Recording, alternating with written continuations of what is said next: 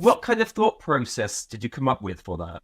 Because I know cryptography, I like cryptography, like I said. Okay, I do this encryption, which is very difficult.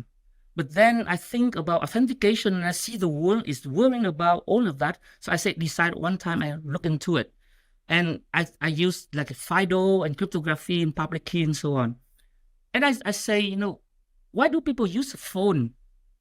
Because the phone is easy to develop on, but the endpoint is much better and so on. So I try to say to use the endpoint, and if we use the phone like through the Bluetooth and so on and so on.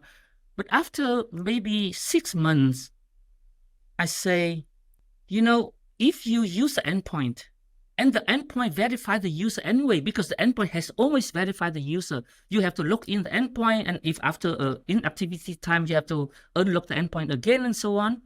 So if you use the endpoint as an authentication device and let the endpoint verify the user, you achieve the most secure solution in the world today with no user action.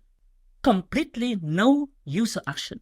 Because the endpoint verify the user already. The user don't have to do more than verify to the endpoint.